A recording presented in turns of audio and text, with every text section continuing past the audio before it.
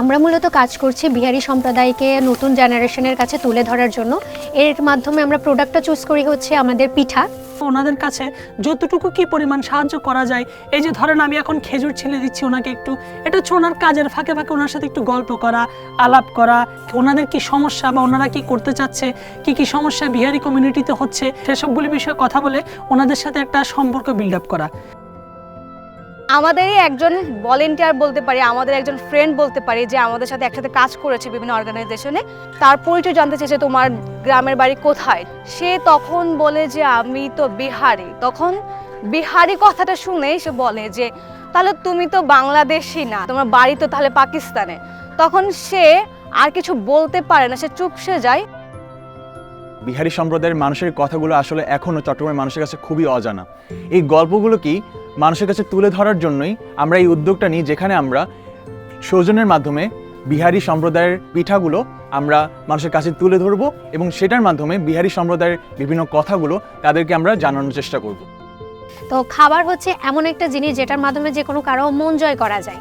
তো আমরা বিহারি সম্প্রদায়ের যে গল্পগুলো তুলে ধরতে চাচ্ছি বা ওদেরকে যে প্রতিষ্ঠিত করার জন্য যে সুন্দরভাবে যে প্রস্তাবনাটাগুলো করতে চাচ্ছে, সেটা হচ্ছে ইয়ং জেনারেশনের ওই খাবারের মাধ্যমে তাদের মন জয় করা, তাদের যে মেন্টালিটিগুলো আছে ওগুলো যে চেঞ্জ করতে হবে, ওরাও যে আমাদের একটা অংশ, ওদেরকে গ্রহণ করার জন্য হচ্ছে আমরা খাবারটাকে চুজ করেছি। আমরা সবসময় চেষ্টা করেছি, যেহেতু ক্লাইমেট চেঞ্জের একটা বিষয় আছে, আমাদের প্রত্যেকটি কাজে ইকো ফ্রেন্ডলি একটা ব্যাপার নিয়ে আসার চেষ্টা করেছি।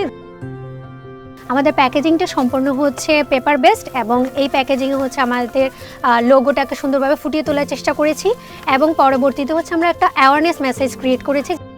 বাংলাদেশে এখন 6 লাখ বিহারি আছে, তাদের পরিমাণ, তাদের ক্যাম্পে, তাদের অবস্থাগুলো, সেই ধরনের মেসেজগুলো দিয়েছি। তার পাশাপাশি যে জলবায়ু পরিবর্তনের কোস্টাল এরিয়ার ভবিষ্যৎগুলো কি হতে পারে তাদেরকে কিছু জানিয়েছি।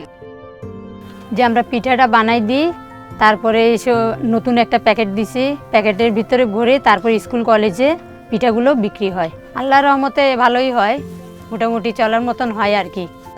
বানাইতেছি, ধরেন আমাদের তো অনেক মানুষ বিহারিদের জানে না, এটা জানার জন্য। আর আমরা যখন বানাইছি ওনারা বলছে আমাদের জিনিস সবার কাছে ভালো লাগছে। আমাদের টার্গেট পিপল ছিল যে ইয়াং পিপলরা। প্রথম যে স্টলটা বসে সেটা কিন্তু ছিল চট্টগ্রাম বিশ্ববিদ্যালয়ে। দেখলাম যে ঝাঁকের পর ঝাঁক শিক্ষার্থী আসছে এবং আমাদের দেওয়া যে মেসেজগুলো আছে সেই মেসেজগুলো হচ্ছে যে তারা দেখছে, দেখে জানার বোঝার চেষ্টা করছে যে আমরা মূলত কী নিয়ে কাজ করছি।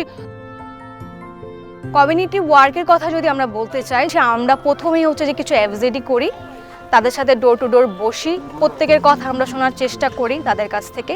তাদেরকে আমরা প্রথমেই একটা ওরিয়েন্টেশন সেশন করিয়েছি, যার মাধ্যমে আমরা তাদেরকে হাইজিন বিষয়ে কিছু জানিয়েছি। এখানে থাকা, আপনারা একটা ওভার্ট স্কুল দেখেছেন, সেই স্কুলে থাকা শিক্ষার্থীদেরকে তাদের হেলথ এবং ওয়েলবিং নিয়ে এবং ক্লাইমেট চেঞ্জ কিছু বেসিক ইনফরমেশন নিয়ে তাদেরকে একটা সেশন করিয়েছি। আমরা যদি আরও ফান্ড কালেক্ট করতে পারি এই ক্যাম্পের জন্য, আমরা যে টয়লেটগুলো আছে সেগুলোকে আমরা একটু মেরামত করা বা সেগুলোকে আমরা একটু ওয়েল ডেকোরেট করার চেষ্টা করবো। প্লাস হচ্ছে ক্লাইমেট ইনফরমেশন দিয়ে আমরা কিছু পেন্টিং করবো। আমরা ওনাদের সাথে বসি, ওনাদের পাকের ঘরে আসি, আলাপ করি, ওনারা আমাদেরকে চা বানিয়ে খাওয়ায়, বিস্কিট খাওয়ায়। আর আমরা যে নারকেলগুলি কুড়িয়ে আনি, মাঝের মধ্যে একটু চুরি চাপাটি করে আমরা নারকেলটা একটু খেয়ে নেই। এই হচ্ছে তাদের সাথে আমাদের সম্পর্ক, এই হচ্ছে এখানে এই পাকঘরে বসে আমাদের বসার উদ্দেশ্য। যদি তাদেরকে আমরা ওইভাবে নেগলেক্ট করতাম তাহলে সেটাই পেতাম। যদি আমরা ভালোবাসা দিয়েছি, আমরা সত্যি কথা বলতে তার থেকে অনেক বেশি ভালোবাসা পেয়েছি।